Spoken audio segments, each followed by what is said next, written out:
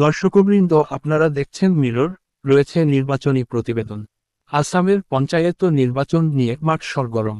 আজ শনিবারই বাজারের লক্ষ্মীবাজার জেলা পরিষদ আসনের নির্দল প্রার্থী আমিনা বেগমের নির্বাচনী প্রচারে বক্তব্য রাখতে গিয়ে ফকির বাজারের বিশিষ্ট শিক্ষাবিদ রুহুল কুদ্দুস কংগ্রেস প্রার্থীর প্রতিনিধি বদরুল হকের ওয়াকফ জমি হরপের বিস্তারিত তথ্য তুলে ধরে বলেন, রানীবাড়ির পীর সাহেবের মোকামের ৩৫ বিঘা জমি অবৈধভাবে দখল করেছেন কংগ্রেস প্রার্থী নীলুফা ইয়াসমিনের শ্বশুর তথা কমলা ব্যাপারী বদরুল হক।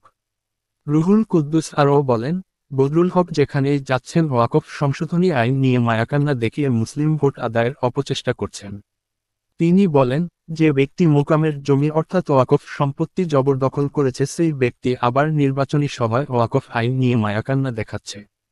রুহুল কুদ্দুস বদরুল হকের প্রতি চ্যালেঞ্জ ছুড়ে দিয়ে বলেন, যদি কংগ্রেস প্রার্থীর প্রতিনিধি সত্যিকার অর্থে ওয়াকফ সম্পত্তির দরদি হন তাহলে মোকামের ৩৫ বিঘা জমি বিনা শর্তে মোকাম কমিটিকে ফিরিয়ে দিয়ে জনগণের সামনে এসে ভোট ভিক্ষা করতে।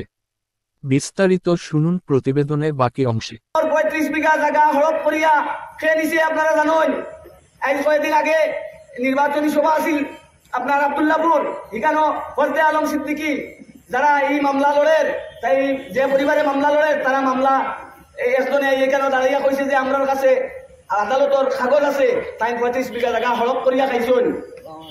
তো তাই যদি আব্দুল্লাহ রানীগাম মুকামর ৩৫ বিঘা জায়গা হড়প করিয়া খাইন, এটা ওয়াকফ সম্পত্তি।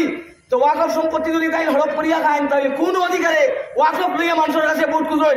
আজকের দিনে তাই যদি সভা তাই আপনারা প্রশ্ন করবা, আমি আপনাদের কাছে অনুরোধ জানাই, যদি তাই এই সম্পত্তি যেটা খাইছেন এটা এখনো কইয়ার তাই ঘুরাইয়া দিলে কোয়া আমরা সারা তান্ডে বিশ্বাস করবো, আবার তার প্রতি আমরা সমর্থন জানাইমু। ৩৫ বিঘা জায়গা ঘুরাইয়া মুকামর জায়গা তাই ঘুরাইয়া দিলে কোয়া যে ওয়াকফ সম্পত্তি আছে, এর বাদে তাই ভোট খুঁজো কোয়া। এটা আমার চ্যালেঞ্জ রইল। তাই যদি সৎ হইয়া থাকেন তাহলে ৩৫ বিঘা জায়গা ঘুরাইয়া দিবা তাই, আর দিয়া আপনাদের কাছে আইবা ভোট খুঁজার যে আমি ৩৫ বিঘা জায়গা ঘুরাইয়া দিলাইছি, এখন আপনাদের ভোট দেখবা। তো যারা ওয়াকফ সম্পত্তি জবরদখল করিয়া খান তারার মুখ ওয়াকফ লইয়া খান্দন সাজে না, এটা আপনারা জানবা। এটা একটা মায়া কান্না আপনার দুকা দেওয়া। ওয়াকফর জায়গা তুলে মুসলমান দুর্বল, এই দুর্বল জায়গাতে আঘাত করিয়া আপনাদের ভোট নেওয়া, আপনারা হুঁশিয়ার থাকবা।